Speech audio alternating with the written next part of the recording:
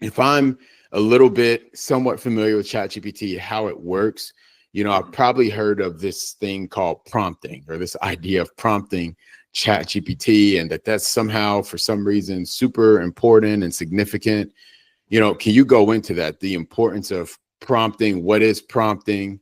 Yeah. Yeah, well, I would say actually most people haven't heard of prompting, right? I would say that most people talk to ChatGPT the same way they talk to Google, which is fine. You'll still get some responses and maybe some more finite information that you're researching if you do it that way. But the idea of prompting is to build a memory or a logic for the way that the AI thinks, and also a learning sequence for it to think in later conversations as well. So not only does it help you create a specific output or specific reality for the AI in this one phrase. So I'll give an example. Instead of asking AI, instead of asking ChatGPT how you can put AI into your business, start by letting ChatGPT know that it is an AI specialist that works on developing workflows and prompting for different AI models that you can put inside your business. If you're to give ChatGPT that prompt, it will actually put itself into the shoes of that AI specialist and start to give you answers for different questions that you may have, and it will even build out things for you. I mean, a lot of the things that ChatGPT is starting to grow a lot. You would just have to learn how to implement them after that. And to be so can you give examples of that, like telling ChatGPT it's an AI specialist or it's a certain kind of AI model? What does that mean? What does that look like? Yeah, I mean, all it does is it actually puts them into the position to take the database of information that would be relevant and gear that towards either your questions or your usage. So there's a lot of back-end apps that are out there that use prompting to build models. What I mean by that is you're an AI specialist, or you're an AI receptionist, or you're an AI message bot. Whatever that beginning prompt is, you're really just setting the tone for how the AI is going to respond. So we do that in prompting and backend tools like Zapier, Make, other things like that. Or we can use it just within ChatGPT to pull certain information or get certain things back in return. Okay, so it would be, for example, I'm on ChatGPT, I'm in there, and I start a new chat, and then I'm like, hey, ChatGPT, in this chat, you are an AI email marketer, for example. Sure. So, and then it's like, here's the context of my business. Maybe I upload some documents, or I Website just, link. website link, or different things like that, so that it can start to understand, my branding, my tone, even as far as like the colors of my business, the color palette, different things like the customers I serve, the area I'm in. And so then I say, hey, ChatGPT, let's say you are an AI email marketer and I am a, well, let's just say HVAC company. Sure. And I am an HVAC company. And right now, let's just pretend it's the summertime, and it's the summertime in Arizona, and people's ACs are going out and it's really hot, they're burning up in their house basically. And so let's say, hey, I need you to come up with an email marketing campaign, a 7-step email marketing campaign to all of my customers from the past, about this repair offer that we're running, right? Whatever that is. And then ChatGPT will go like, boom, here's 7 different emails. Is that basically kind of like what you're saying? Exactly, yeah. So where most people in their businesses can use ChatGPT to outperform other people who aren't doing it as much or at all is to use ChatGPT as an assistant, like you just said. You know, go there, give her the prompt, set the tone for who she is. You are an AI email marketing specialist, and then determine what your goal is. Let her know what your business looks like. Give her the tools. At the end of the conversation, you should have a product, which would be those 7 emails that you're going to be sending out over the next 7 days or the next 7 weeks. Okay. And then it even can go as far as like, hey, you are a female or you are a male, to give a difference in kind of tonality, wording, things You can like that. give it all sorts of personality, phrasing. You know, you could say that you want it to be professional in wording, or you want to use very lay terms so that everybody can understand it. You can ask it to write in a 5th grade writing skill so that anybody who reads it, even somebody on the lower or higher end of literacy, would be able to pick it up and be able to digest your email, which is always a good thing in marketing. Yeah. And then so how if I'm, let's just say, an HVAC company, you know, that's our continuous example. But anyhow, so let's say I'm an HVAC company. How do I go about thinking about, obviously there's debate, like there's the kind of foundational level of, because, okay, like you said at the beginning, people just kind of go in and then they will put things into ChatGPT like they will Google, you know. Sure. How do I fix this? You know, very simple things like that. And that's a step up from using Google, because you can get the direct answer, you know, instead of like going through different articles or YouTube videos or whatever to figure something out. So that's a step up. But then there's the next level of, I'm going to very intentionally give this chat that I have with ChatGPT, because if you're not familiar, you can have multiple chats going on with ChatGPT, all very different topics, and it stores all of it and converses in each chat as if that was the only chat you had with it, so it doesn't get confused or different things like that. But anyhow, and so how do I go about thinking? So there's the like kind of assistant approach or model approach, what we just went over, right? But then how do I go about thinking about it beyond that? How do I utilize it for my maybe internal systems and operations? Maybe I want to have more organic growth in my business. Maybe I want to train my staff in certain ways, and there's a limit to where you're probably better off hiring consultants at a certain level and for certain unique situations. But there might be things that you could do before getting to that level to just basically increase the organic growth of your business, drive more revenue, just all with using ChatGPT. Like, how do I go about having the kind of thinking that allows me to be creative in that way to really help grow and advance my business? Definitely. I mean, you need to know what your goal is at first.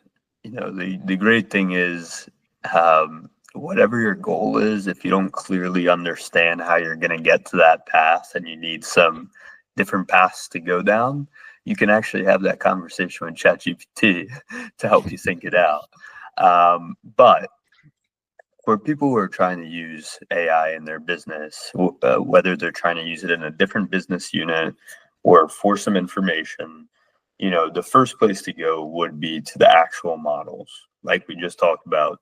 ChatGPT, Grok,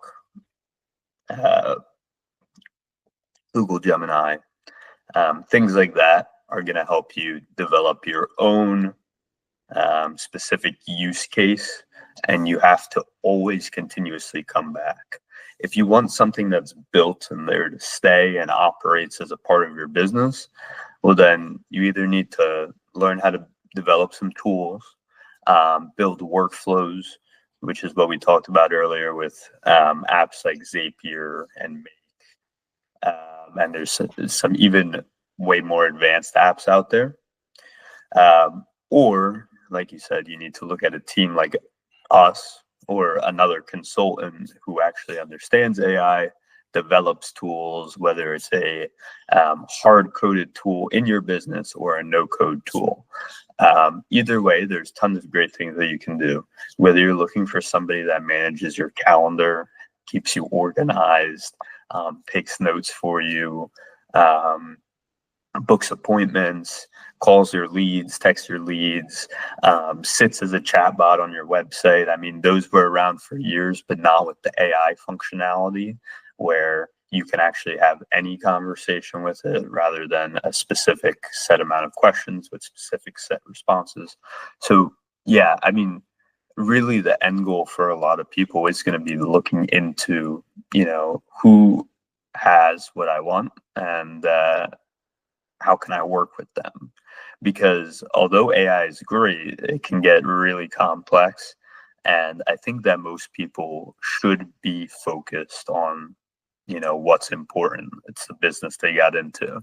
If you're an HVAC owner, for example, you should be focused on going out and servicing HVACs or managing your technicians that service them. And I love when I, get in front of a business owner who has worked with marketing or Facebook or AI or anything, and they understand exactly what I'm talking about. They like to be involved. But the reality is, unless you're using ChatGPT to build some very simple things out for yourself, don't worry about building out a, 4-month-long workflow that's going to manage some processes in your business. Just look to somebody else who's going to help you develop them, and just understand that they're an important part of your business.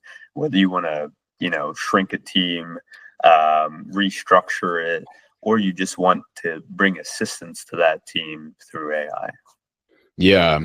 And something too that it's not, I wouldn't say it's popular like everyone's doing it, but something that does exist there are people who you can pay who, this might sound ridiculous because you might go, I can just do that myself, that, and it may seem that way on the surface, but there are people you can pay who will go into your ChatGPT account and basically work with ChatGPT and squeeze like every drop of juice out of ChatGPT to get the, not necessarily the most revelational or most out of this world ideas, but the most effective ideas, processes, etc., for your business to help you grow the fastest. And it's because they understand how to think in a way that prompts ChatGPT. So like what Rob was saying, again, if I'm an HVAC business owner, for example, or it could be plumbing, or it could be a pool builder, whatever, I'm not going to spend, unless I have amazing operators and managers running the day-to-day of my business, and I'm not looking to acquire other business, I'm basically have free time. I'm not going to spend all day on ChatGPT. I'm going to spend all day doing direct money-making activities. The purpose of this episode is to get your juices flowing, and in your spare time, here's how you can utilize it to advance things if you're going to do it yourself. But what I would do is I'd go on like Upwork, for example, or Fiverr, and I would hire somebody who's a prompt, I think they call them prompt engineers, somebody who is, so if you're going to go hire, type prompt engineer, ChatGPT prompt engineer, or it could be Grok, which is kind of like ChatGPT prompt engineer, or Google Gemini, or Perplexity, or what have you. There's all these different ones, but most popular one's ChatGPT. And so, prompt engineer, you can look at their reviews and different things like that, their experience. And I would tell them, hey, here's what I want to see in my business in the next, process-wise, in the next month, start to be implemented. Here's the kind of results from that I want to see in the next 3 months, the next 6 months, year. Here's the kind of growth I'd like to see. And obviously, they're not going to be fully responsible for all of that, but it's to give them an idea of what you're thinking, like where your thinking is, so that they can then go and help you come up with ideas, plans, processes to help you get there without you having to spend the time doing that, or you hoping one of your techs is good at doing that, or contract subs are good at doing that, or what have you. So yeah, I agree with you, Rob. I think if I'm a business owner, unless I just got all the time in the world, I'm not going to spend, I'd hire someone else to do that, and then keep focusing on the right now activities that are going to impact my business the most, Definitely. I mean, yeah, our goal is to let you guys know what is available out there, how you can utilize it, how you can look deeper into learning about something. Let's say you do want to learn about, how to build out a 3-month long AI process that turns into an employee. Well, by all means, go ahead. But we're just going to point you in the right direction for what I think the most efficient and what Zechariah thinks the most efficient path is for most business leaders to get to success. And we want you to know the tools that are available and at the disposal of your fingertips. Yeah. And now if I'm for example, we had a call last week. So, if you're watching this and you don't know, we have an AI business where we have a voice AI that works 24/7, that books appointments, books jobs for our clients, HVAC, pool builders, electricians, etc. And so had a call with this electrician last week, and he had bought a franchise and he was like totally new to the business, brand new. They haven't even opened yet. And I think in a case like that, if let's say your resources are more limited and you don't have the biggest staff and maybe you don't have the income to go hire a prompt engineer from the business yet, then what I would do is you more than anything, you need to be focused on how can I get jobs ASAP? That's like priority number one. And I would focus on those activities. Before ChatGPT existed, people had ways of doing that. That should still be the same focus. I wouldn't get lost in all this stuff and you're not actually booking jobs. But if that is your situation and you're like, hey, like I've got to think about this and that process, and maybe I didn't buy a franchise, maybe that's your situation. You're thinking I didn't buy a franchise where they're just handing me the blueprint to everything, right? I'm starting fresh from scratch, or I'm very new. Then what you could do is take, I would say maybe 30 minutes a day up to an hour and prompt ChatGPT, as long as it's in alignment with what you need to do fundamentally to start getting jobs, and then from there, okay, I'm getting jobs, I'm doing the jobs, and maybe I got one tech or none yet. Then you can just kind of go from there, right? Definitely. And so we're not saying don't use it at all. Like, it's situation dependent. Somebody running a $20 million a year HVAC company that has a management team in place, and they're just more working on the business, and they're looking at reports and financials and different things like that at a higher level, they might have a little more time to do this stuff on their own, but when you're like smaller and you're just looking to grow, most of your time needs to be spent on how do I get jobs, and so how do I have the best and most effective marketing I can afford to have right now so that people know about me, things like that. And so so just to clarify, we're not saying hire someone only, it just depends on you got to look at your situation and determine what's needed for you, but it's not the highest leverage activity unless you just really have the time for it, Yeah. And so now, Rob, this is something a lot of people don't think to do, which is asking ChatGPT, like you say, hey, ChatGPT, here's where I'm at in my business.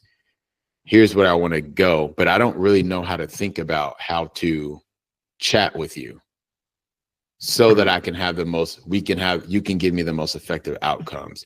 How do I do that? Like most people don't think to do that when they don't know how to use it, which I think is probably, if you aren't used to prompting, it's probably one of the best places to start, because you can start forming your thinking differently. Can you go talk into that a little bit, just of thinking about how to think about it and utilizing ChatGPT on developing that kind of thinking? Yeah. I mean, again, it's a combination of most of the things we've spoken about throughout this conversation, right? So, first of all, if you're having multiple conversations with ChatGPT, you want to make sure you're in the right chat. If you're starting from fresh, the way that I always think about, tackling a new venture or a new thought or a new process with ChatGPT is, I define the goal of the AI. I define the goal for myself. So let's say the AI is an AI message bot, or I want to develop text message that an AI message bot would need to qualify a lead, something like that. I'm going to let the AI know that's who they are, that's what their job is, and I'm going to let them know who I am and what my goal is.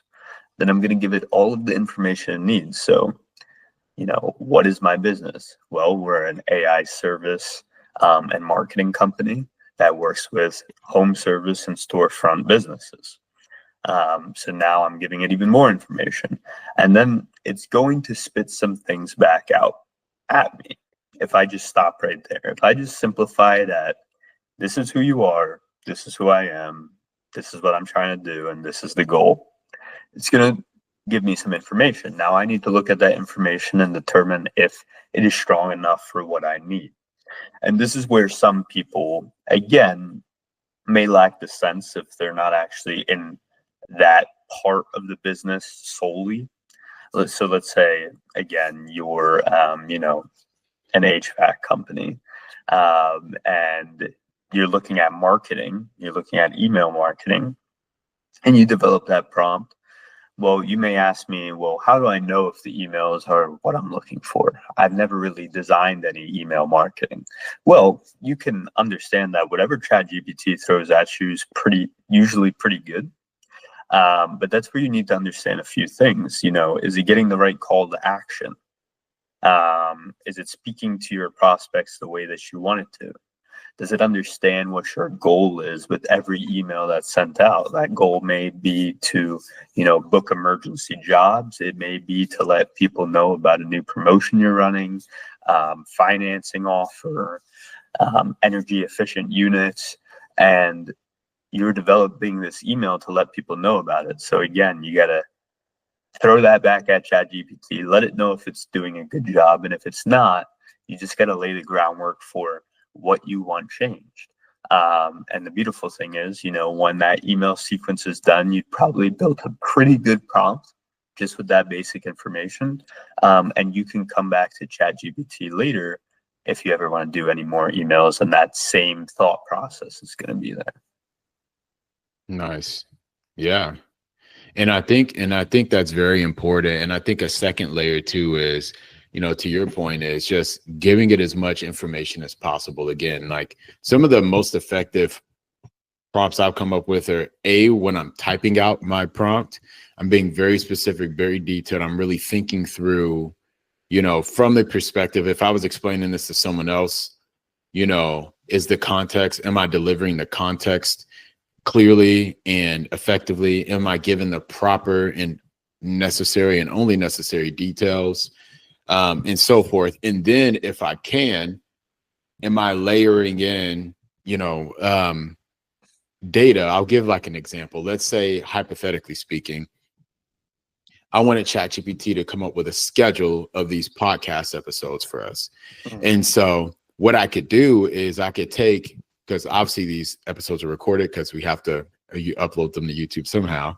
So what I could do is I could take the transcripts of all my past episodes, which is pretty good quality data for ChatGPT to get context of what this podcast is like and about and so forth. And then I can, make it a PDF or copy and paste the transcript, however you want to do it, but right into ChatGPT and I say, hey, go read through these transcripts for this here's the podcast episode name. Here's what the podcast is generally about. Go and read through these transcripts and understand it, and then, and tell me, respond understood when you're done. And then it does that and it says understood. And then I could go from there. Okay, I'm wanting to take a pivot with my episodes and I want my episodes to be X, Y, or Z. Or there's a tool inside of your chat with ChatGPT. It's like kind of looks like a filter icon at the bottom left corner where there's an option that says run deep research. I'm not sure if that's available on the free plan, but if you're paying the $20 a month plan, it's there. But anyhow, and you can give it that same data and you can say, hey, run, here are my I'm just using our podcast as an example. You could do this with if you have like SOPs or manuals, or, you could do this with anything in your business. But, here's our podcast, and here are the episodes. Go run deep research and see how our podcast compared to other podcasts in our space, right? Or you could tell it, go run deep research on how these processes or best practices or our sales flow and process once we're at someone's house compares to, our top competitors in the HVAC or solar or whatever industry. And so guys, I think with that, you've got everything you need to get going. Most of your learning of how to use ChatGPT from your business is going to come from doing it. Taking action is always going to be where you get there the fastest. But before we close out, Rob, did you have any final thoughts or final words or anything? Yeah, I was just going to give one last little bonus thing that I do is that I actually use a AI personal assistant. It's different than ChatGPT in the way that it doesn't use internet searches to build its information. It's called Claude. I use Claude to actually develop a lot of my really long prompting that I use in ChatGPT to build other things.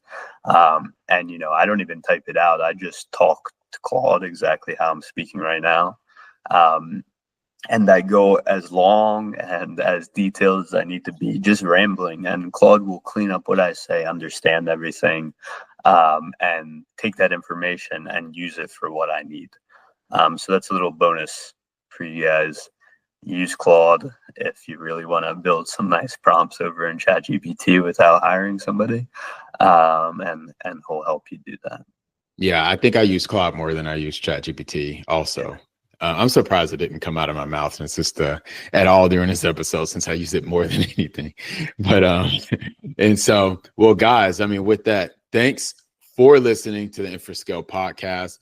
This is a podcast where AI finally meets the trades, the shops, and the real world. If today's episode gave you something to act on, subscribe, drop a comment down below, or even leave a review, depending on where you're listening to this at, and share it with another business owner who's ready to scale without the chaos. This show is powered by InfraScale, helping local businesses win with AI automation.